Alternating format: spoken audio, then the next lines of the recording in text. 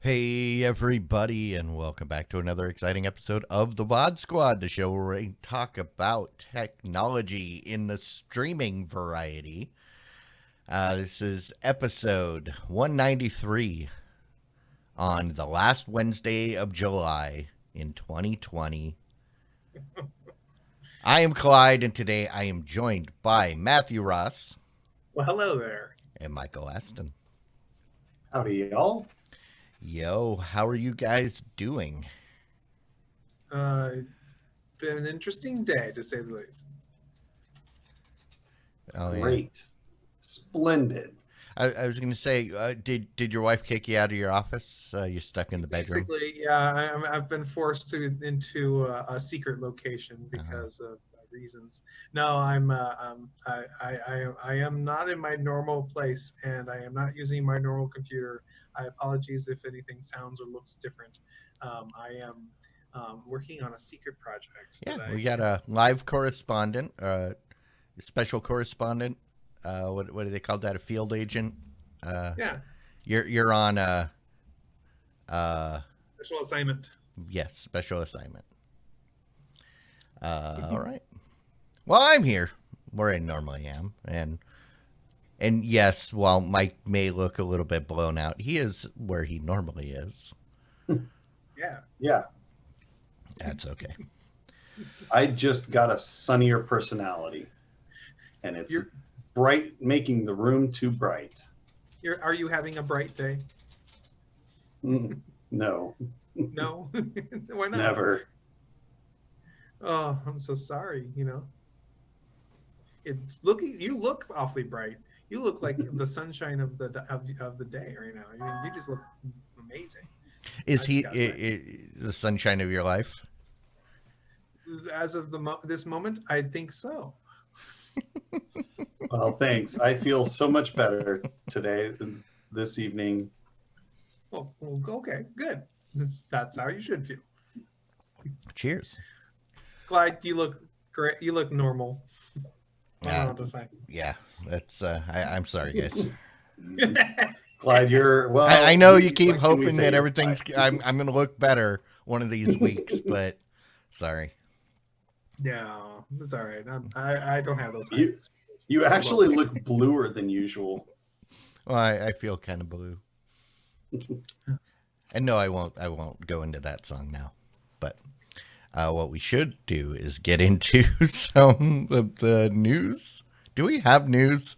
There's like nothing going on right now. I believe we do. We're going to start with a story about AMC Plus. AMC Plus is a service. I think we talked about this a week ago. Yeah, AMC Plus is a lot like HBO Max or Peacock, except it's movies and other movie stuff, but it's a channel. It's not a separate streaming service. It's a channel. So, but they feature stuff from streaming services like Shudder and Sundance and. Well, we mentioned in weeks past that they were able to strike a deal with the Xfinity customers in order to provide their bundle for those customers for $6.99, and they've struck a new deal with Dish and Sling TV customers. So those customers can also go and get this new $6.99 deal. This allows them to pick up a bunch of those multi channels like the Sundance Movies channel and a couple other ones in there for ad-free premium subscriptions as well, allowing you to get in there and watch these AMC films, which are quite frankly not my kind of movies, but there are people out there who really love that stuff. Mm-hmm. So and the rumor is that if after this expansion, they're going to also look at expanding into other solutions as well. So you may see this available in maybe your over-the-top streaming service as available option too soon. Yeah. So this is more like getting a new cable channel. Rather than a something like Disney Plus or Peacock that's a standalone. But yeah, I more people that can get it, better, I guess. Yeah, I mean, AMC does have at least one good thing. I enjoyed The Walking Dead, at least early on. So you do get The Walking Dead with this. I have not watched all of it, so I guess that tells you how much I must have enjoyed it. Now, The Walking Dead, that's the one about about all those people just constantly complaining and complaining and complaining. That's why it's called The Walking Dead, right? Because these guys just don't stop complaining. Mm-hmm. Okay. Remind me later, and I'll tell you what I was going to say right here. Oh, okay. I'll remind you later. Say something about what you're going to say right here. Yeah. But no, AMC actually does have a lot of those older movies. I think they have some westerns, and because I know that I know some the grandparents I know are like, I gotta have my AMC for whatever reason. So there is definitely a group of people who love the channel and the various stuff that goes with it. So hey, okay. If that's you're going to have more options. So AMC Plus is a bundle. That's actually which gives you AMC, Shudder, Sundance Now, IFC Films Unlimited, and Premium Linear Network, whatever that is. Okay. I don't think I'll be going for it, but yeah, that's all right. I know people will be. Okay. Hey, if NBC's when they released their Peacock app to various platforms, it's been a couple of weeks since that app came out, and now we have some numbers on what that looks like. Peacock did release as the #1 app on many of the different app stores. Looks like it was able to beat both Quibi and HBO Max, and as how popular of a download it was in its initial weeks. So does this mean a good sign for Peacock? Maybe. Because that's the thing. They haven't released any numbers as to what people are watching or how much it's being streamed. All we know is iOS download numbers. Conversely, this is probably one of the worst launches in the Roku store. It hasn't been a single download. I mean, wow, those Roku users are so Yeah, I mean, have any of you guys tried this yet? I have tried the Peacock web version. I went ahead and just made a free account, logged in, browsed around for something interesting to watch, found nothing I wanted to watch, closed the browser window. The nice thing about the web, watching it in the browser, is the free version has commercials, right? Right. Not if you have an ad blocker. Well, all I've got to say is that experience was worth every penny. Yeah. So they beat Quibi. Apparently, Quibi got knocked down to #4 as far. Oh, where did it go? So Quibi is now the second most downloaded app, but the #4 most downloaded free app. Oh. So here's the thing. You have Quibi, which is, hey, you have to pay in order for you to see the content. So they require payment. Well, Quibi has free content. Oh, there's some, yes, but most of it is not. Then you have and then you have Peacock, which is offering you a free version of it with lots of its content, not all of it, available for free with ads.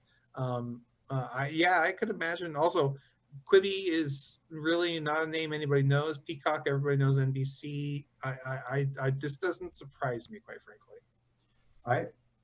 I will definitely be doing at least, I don't know if they do a free trial, a 7-day free trial or anything, or if they don't do that because they have the free service. But I'll do a month if they don't offer a free version of the ad free, just so that I can watch the Psych 2 movie and see if it's any good. I'm a Psych fan, so it's worth it to me to pay the $5 to watch it with the family. And is it safe to say you're psyched to watch it? I am psyched to see the new Psych. It was terrible. Yeah. Psych. No. It's one of those things where it's, if you can get the app, it's free. There is absolutely no reason to not to download it and use it. Even if you don't use it, there are plenty of apps on my Roku that like crackle, where every once in a while I'll go into it, but it stays on my Roku because it's not hurting anything, you know? So, if only we could get the Peacock on the Roku. So actually, I heard somewhere that the head of Peacock was saying some nasty things about Amazon because for whatever reason about them being not very helpful or something like that, but not a word about Roku. So maybe they decided to only badmouth the one company he's not able to get any kind of deal with. Maybe we're going to get a Roku app soon? Question mark? Maybe? Maybe not? Hey, so there's a new service out there for you to watch. It's a streaming service that's for history buffs. It's called History Hit TV. This is a streaming service specifically designed for giving you a good interface into a bunch of history documentaries. This service allows you to quickly find things according to either a time period or to a subject. For example, time periods include things like ancient and classical, Middle Ages, early modern period, Age of Revolution. And you also will be able to subscribe to the service for a 1, 2, or 3 year plan. It looks like the 2-year plan is $50 right now. And so you can get yourself all these different movies. Here's the thing. It feels a lot like Curiosity Stream in a way. Because Curiosity Stream is by the guy who used to do the Discovery / history stuff, and it often comes down to $12 a month. Oh, excuse me, $12 a year. So that's $1 a month. And I bought it comes down to about $2 a month. So you've got 24 months for 50.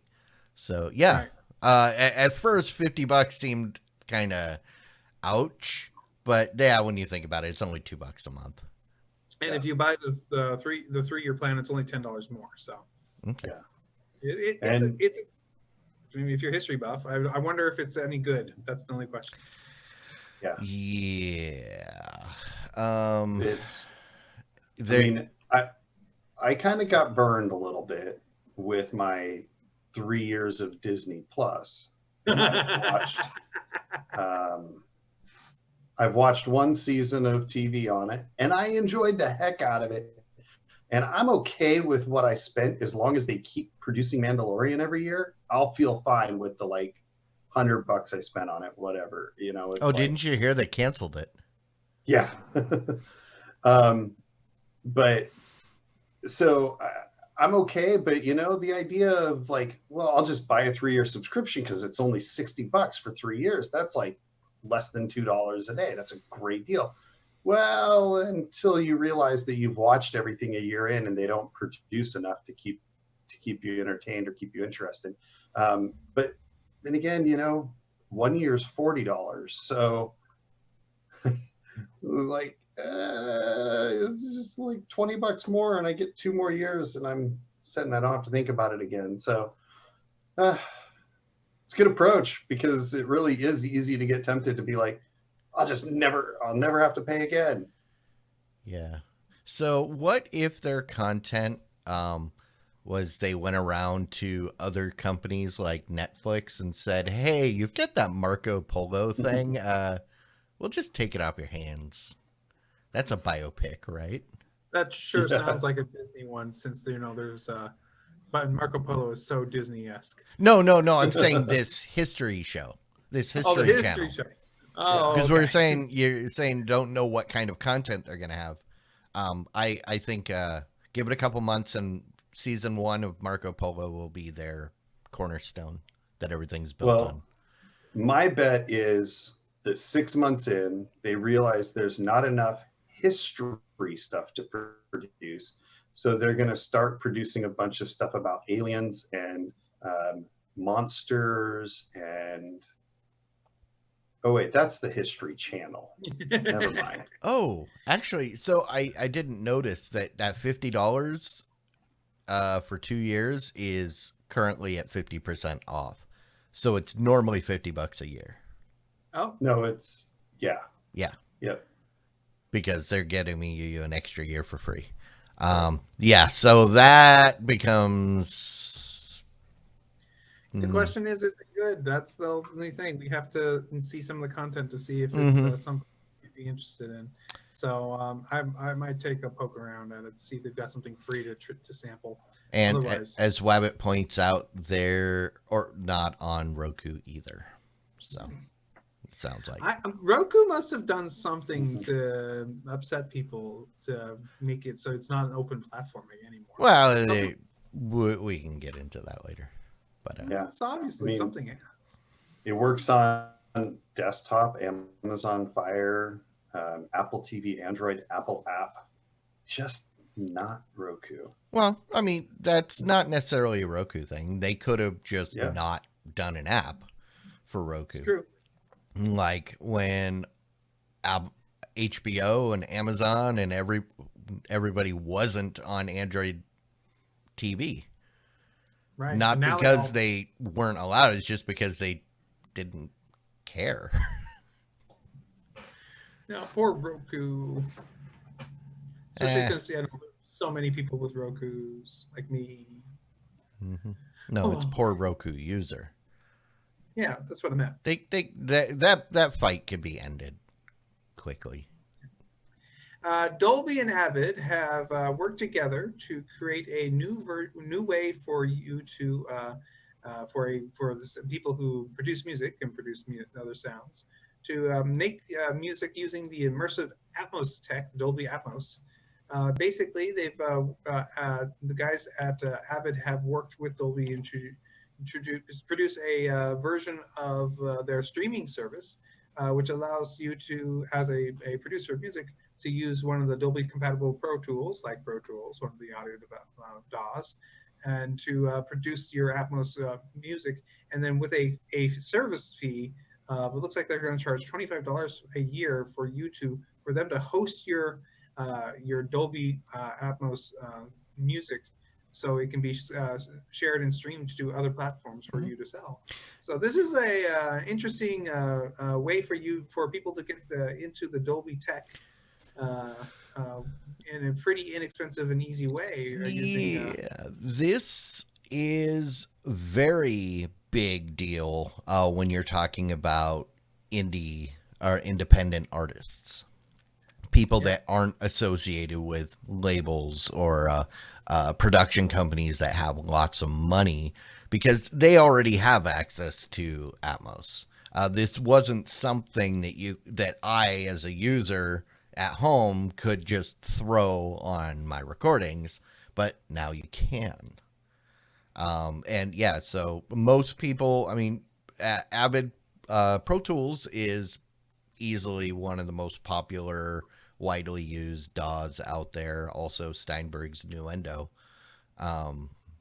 But I honestly don't know anybody that uses Nuendo though.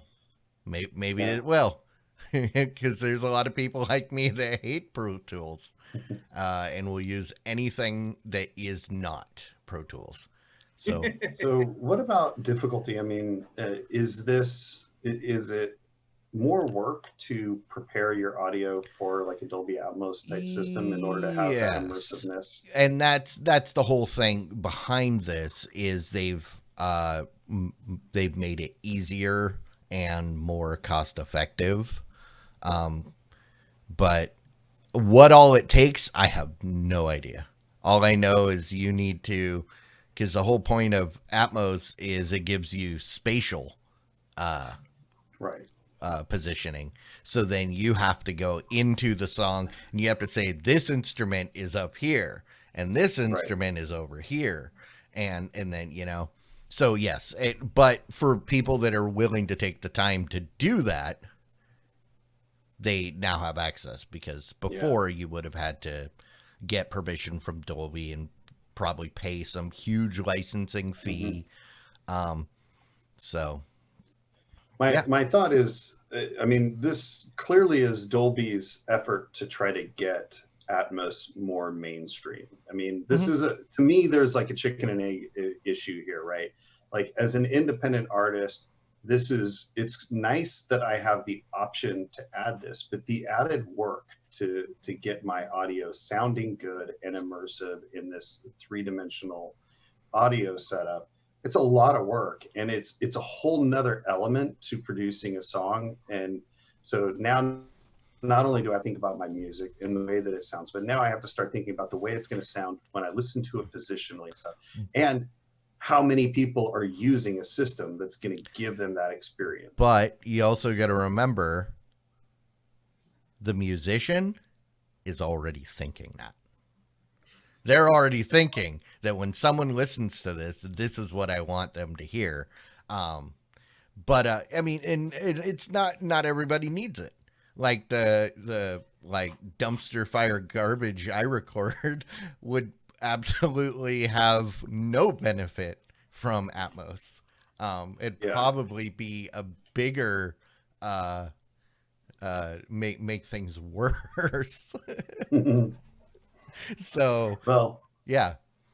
My thought is simply that it's a challenge for me as an independent artist that's working as hard as I am, to invest the extra time for something that's going to have very low return, because so few people are going to be taking it. Well, and that's the thing is, and there are bands where it's an absolute must, because they've got finely sculpted soundscapes that they haven't up till now have not been able to fully express, you know. And like I said, somebody that will benefit from this, they already know. They already know how they want the stuff laid out. They already know, what needs to be done. And that's the biggest problem when it comes to is figuring out how everything needs to be laid. But yeah. And I will admit, the first time I have a friend that worked at an audio store, and so he got this amazing deal on like a $40,000 audiophile level system. And the first time I listened to something on that system, it was like listening to the music for the first time. It was totally different. The experience was completely new, because I could tell, like, it had such a wide sound stage and everything was positionally located. It was like I was sitting amongst the band on the stage, and it was really, really a great way to listen to music, and I loved it. I thought it was great, but I was like, also, I'm never going to have $10,000, fronts and a $5,000 center speaker, and $6,000 backs, and so not to mention like the receiver and all of that other stuff. It was sick. I think he paid like 10 grand for it, and so I get it. The appeal's there. Just I don't have $40,000 to spend on a sound system. Can I get Dolby Atmos on these really cheap Bluetooth headphones? Actually, yes. Simulated. Yeah. Okay. Then I'm interested. All right, Spotify has reported some numbers, something they do every once in a while. They want to let people know that they've returned to numbers that they were at previously, before the pandemic. Looks like most of the world has returned to listening to music, and they now have 299 million users across the world. That is a lot of users, and interestingly enough, that means the 138 million are paying for premium. So that's a little less than half. That's still a lot of users that are paying $10 a month for music, or listening to the ad version for the other ones and earning their I'd money say that way. of those people, most of them probably didn't cancel their subscriptions. They just weren't, and as the article says, they're getting back to their normal habits. Right. And, or other words, they're actually, people are in their routines, and typically they listen to music during certain times, like driving in the car, or running, or biking, or, whatever. And when they weren't doing those things, that just meant they weren't listening. They were sitting in front of the TV watching Netflix. Now a lot of them are getting, or have finished Netflix, and so they've started going back to doing other things and But listening to Spotify. and I get that, because I've have not been listening to much Spotify. Continue to pay it just because I forget I have that subscription until I see it on my bank statement. But and it's $10. It's kind of, you don't notice it. So, and we didn't hear anything about Spotify on the verge of bankruptcy or declining subscriptions. They're just happy. So they're just happy that people are listening again. Spotify also mentions in here that about 21% of their users are now using it to listen to podcasts using the Spotify platform. And if that's 300 million, 21%, that's about Which 63 million. Which means those 21% of their listeners are terrible people. Because if they're listening on Spotify, that means they are not patrons of the shows that they are subscribing to. And that's the whole reason I can't listen to podcasts in Spotify, is it does not allow you to bring in external RSS links. Oh. So my customized RSS feed from Patreon, you can't use it. So what's the point? I'm a patron. I get stuff early. Why would I want to listen to it 2 days later on Spotify? I was going to say, you can be a patron and still listen on Spotify, but no, you're right. Most of the time, the benefits aren't worth it.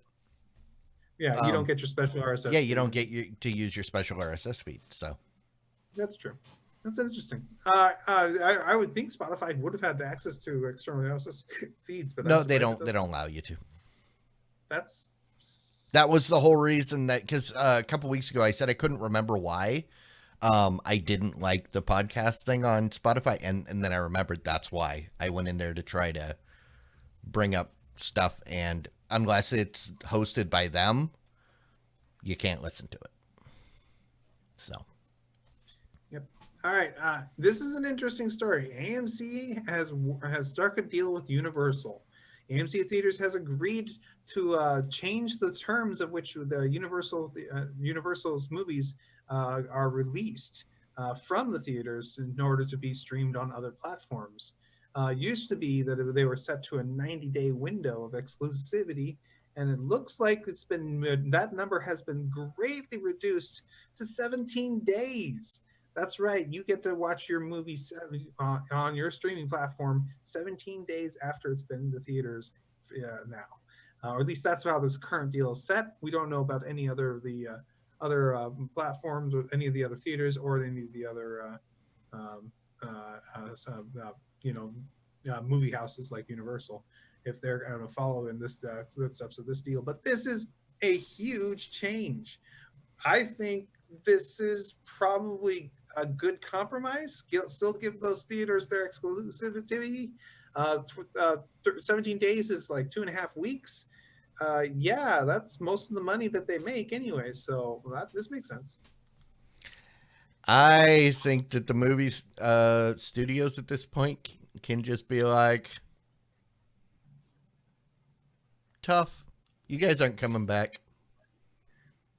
They could be, but the question is, does a movie studio make as much money if they the movies in the theaters or if they're at home? I'm willing to bet they don't make nearly as much money when they're at home. Their biggest example are apparently has been Trolls World Tour, and the number of people who signed in and to watch Greyhound when it got released on Apple Plus. Trolls World Tour, we got real numbers on. I don't remember what those numbers were, and we don't have any numbers except Greyhound for isn't a good one because it was locked behind a paywall. right. But You that's the couldn't, point. if you're not a subscriber to, Apple, Apple. then there was no way to purchase it. Or whereas the other movies typically have, you can go to your favorite place to buy it or to rent it. So, Right. yeah. But the difference is that the Greyhound was not charged to see it. You just got to go see it if you have the service. But that's the thing, is it was put, where only the privileged or the people that are willing to subscribe to the, I say privileged few because that's more of an app. That's the Apple ideal that, all of us in the club that we got in the thing. But we understand you're not trying to be derogatory with your word privilege. No. We understand that the word privilege and Apple do tend to be kind of close, kind of related. So yeah. It's okay. But it's but that's why I was saying I have a fear that people are going to point to the movie Greyhound and say, see, this is proof that people don't want to watch stuff, online. And that is a bad example. That's all I'm saying. I'm not saying that not enough people watched it. It's just not, it's apples to potatoes. I think that the idea that theaters are going to have a hard time coming back is like, while they're coming out with this, at the same time, they're expressing their vested interest in theaters by not releasing movies, right?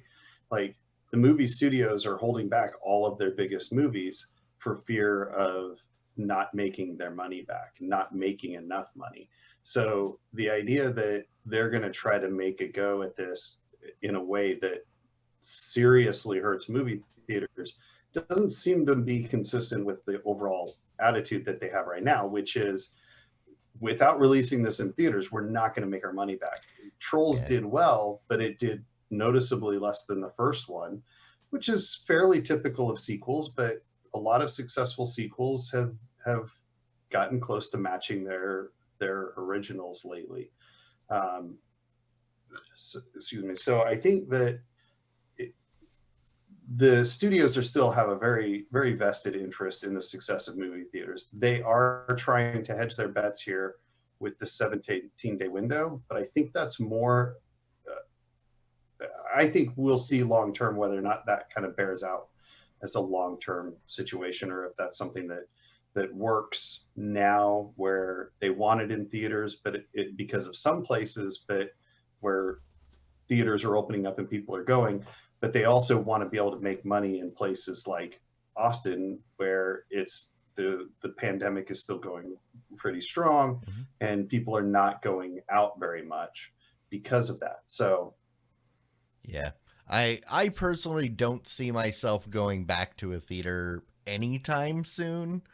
Not because I'm afraid of anything, because I couldn't care less.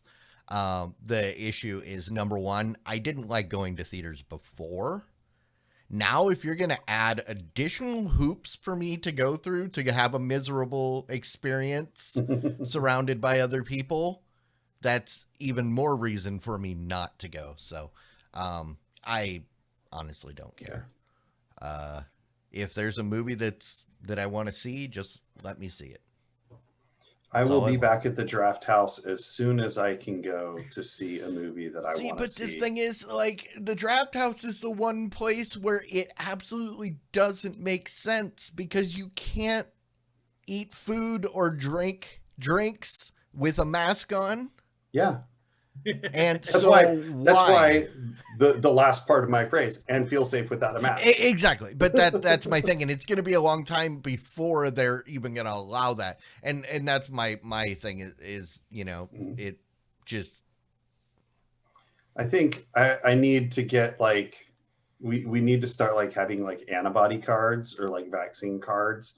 Like once those are available, it's like, I can take my mask off. I'm not contagious. You pin it to your shirt. Yeah. Are they going to be star shaped? Yeah, little stars. I think that would be really cool. That's the way we should do it. Okay.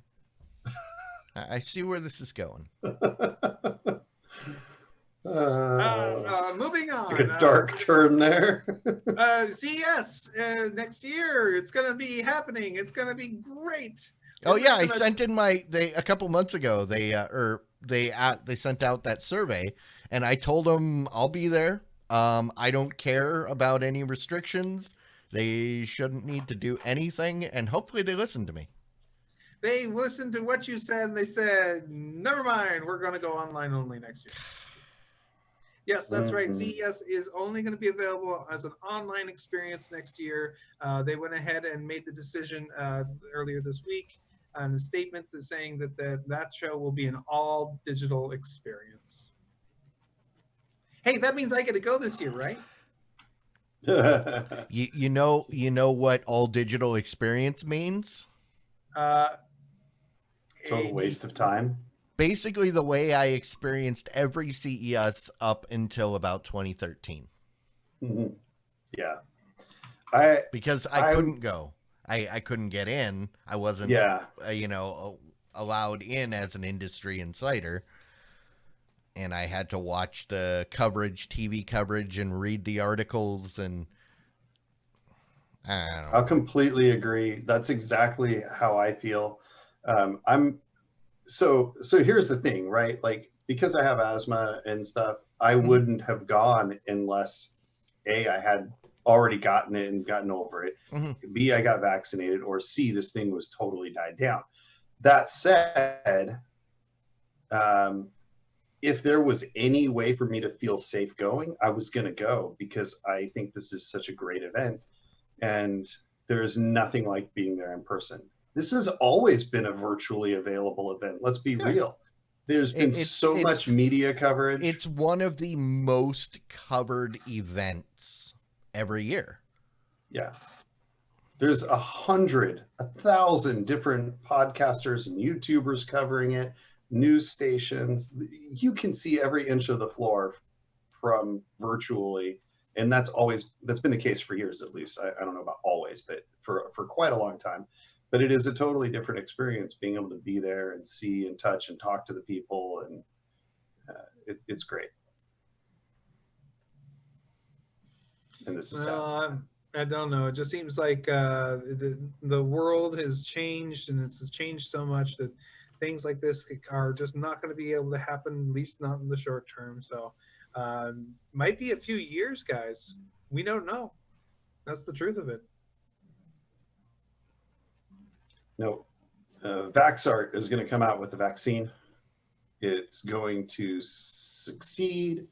We'll all be fine, and I'm going to make $1 billion off the stock of theirs that I bought. All right, you heard it here. Everybody invest in Vaxart. How do you spell that? We are not financial advisors. This is for entertainment purposes only. What's their stock symbol? VAX. All right. I don't know. VAXRT. Hey, if you make millions of dollars, you heard that here. You need to share it with us. If you lose millions of dollars, we are not financial experts.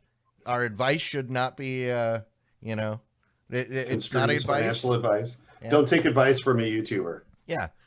We are just here because of the folks that support us over on Patreon. That's basically it. That's the only reason we're here. You know, I was ready to cancel the show today because Matt was going to be out and I've got other stuff, but I have an obligation and to you know, the patrons, they support us, and you know, we're here, we're doing it right now, and I appreciate it. Just remember, we just like VaxSmart, we may not be a good investment, but we're better than that bad investment. You know, why don't we just we're able to squeeze enough time out of those stories. Well, why don't we just get into some rants and some raves and wind this thing down? Sounds good to me. All right.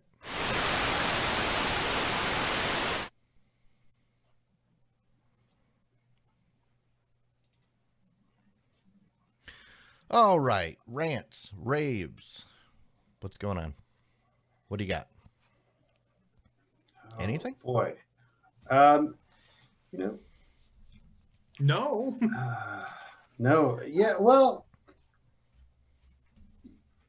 I had some thoughts about changes to my viewing habits, and so I have not had a lot of time to sit down and watch a dedicated show lately. My wife had COVID, and so her and the kids were isolated for quarantined in the corner of the house for 10 days after they got back from their trip. Whoa. And so now they're out, and they're means loose? Yeah, they're loose. So I've been spending time with my daughters and hanging out with everybody and stuff like that. So there's been very little time for me to watch what I want. So I've kind of just had some various podcasts and shows running in the background. I used to, and still do every week, watch John Oliver's Last Week with John Oliver. It's almost exactly the opposite of my personal political bent, but it's very entertaining and very funny. And so I find it interesting on occasion from a political insights perspective. But I also found another podcaster that's the exact same thing, but the opposite side of things, called Steven Crowder. And I find him equally funny and equally politically offensive on the other side of things. So it's very interesting. So I've been listening to the two of them, politically focused comedians. How can you beat that in this day and age? Did you ever watch the what's his name? Irish dude that I absolutely love. Like now all of a sudden I can't think of his name. He'd put out a new special, I think it was last summer or last fall. He had that politically incorrect show on or it wasn't politically incorrect, it was never mind. I'll think about it later. He had a show on Comedy Central for a while that was on after The Daily Show. Okay.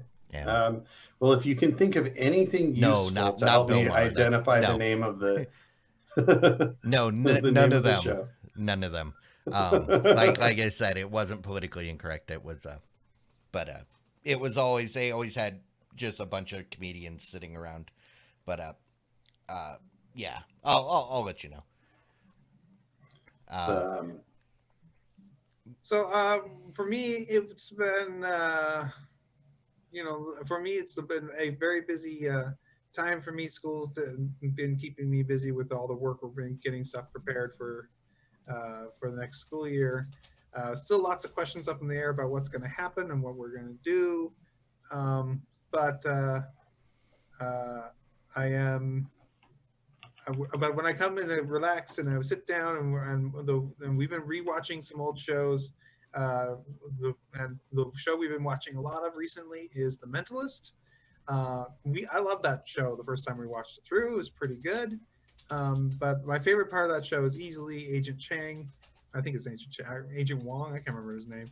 Anyways, he's often does the police interviews, and he's so dry, and he's so straightforward, and he's so you just can't get a reaction out of him, and it's wonderful to watch. And so it's just an interesting character out of that. And so I don't know why I like him the most out of that whole show, but it's been a lot of fun to watch again. Cool. Yeah. Other than that, I've been streaming lots of stuff in my ear while I work and listening to podcasts and listening to music and working and trying to help people and making videos for my school district and all that fun stuff. I've been very busy. Cool. So yeah, I have been running out of content because there isn't anything new in the normal channels. And so I decided I'm going to go ahead and try the free Peacock. I set the Peacock free. And I mean, it worked okay. I needed to watch Psych 2, Lassie Come Home. And I won't say much about it other than it was Psych.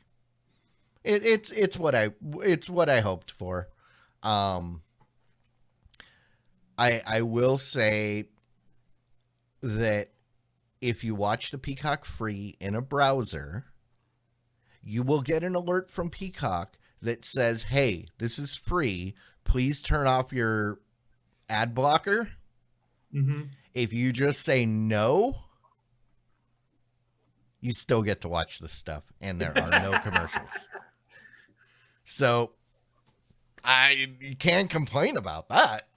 Hey, they told you, please don't block our ads. Yeah. And you said no, and you're like, okay, fine. Yeah, I mean that's fine. And I will say, the service is fine. It looked good. I had nothing to complain about. Once I finished that, I couldn't find anything else to watch. So, yeah. Sorry, Peacock. Yeah, my experience was the same. I opened up Peacock. I logged in with the free account. I browsed all the stuff and went, nope, I don't see anything I want to watch here. I closed that. And window. then I saw there was a couple things that I saw. I went, oh, hey, McHale's Navy's on here. There were several seasons that I still haven't seen. Or, I know there's big chunks that I haven't seen. And then I went, oh, it's 2 of the movies. And I was like, oh, that's not what I'm looking for. So, yeah, I theoretically, a subscription to Peacock Premium might be nice once the Showtime shows return, because I think some of them are going to be on there. Not all of them. I didn't see Billions. Ray Donovan's done, so that's technically a library. I saw some other Showtime stuff on there, but yeah, Peacock free version. If you can find stuff to watch, definitely use it. There's absolutely nothing wrong with it. It won't make you sick. It won't, as far as I know, it won't steal your child while you sleep. No promises. But it's in the terms of service somewhere. It only happens once out of 400 million times. Yeah. But it might be while you're asleep. It'll only steal your child while it's sleeping. Oh, that makes more sense. And you're awake. Okay. I don't know. It's that small print legal mumbo jumbo. It's open to interpretation. You have to interpret the right way. There are actually horrible things in some of those. Just horrible things that you agree to. Mm-hmm. And you don't know. Oh, I read every word. And I go, yeah? Oh, you want to do what? Okay. Okay. All right. Well, I guess unless anything else that we need to cover, we need to talk about, we need to touch on. No, not really. I think that's it for this week, guys. All right. Well, with that, I guess we can probably wrap things up and say thank you to everybody that came out to hang with us tonight. We appreciate it. We love to see people in the chat chatting it up. Normally, I would say head on over to tvs.showbot.tv to choose a title, but GoDaddy's terrible, so Showbot's down. So I think everybody should go pick it GoDaddy, and we should find something we can rally behind to, like shun or shame GoDaddy for their outage. But we'll think about that in the post show, since we got to fill the void of titles. Yeah, and if you're watching this after the fact, we do this live every Wednesday night, 9 p.m. Central, here on Twitch. Come join us live. Normally, we get to submit titles, and, you know, people usually get angry about something and yell at me. You could be one of those people if you want. I think it's worth it. But yeah, come join us live. That's when all the fun stuff happens. And I guess stick around. Those of you that are here, stick around for the post show, and we'll figure something out. But of course we will. Yeah, don't we all? Yeah, we always do. Okay. But all right. With that, I think we should shut this down. Thank you, everybody. And we will see you next week. Thanks. Diamond Club hopes you have enjoyed this program.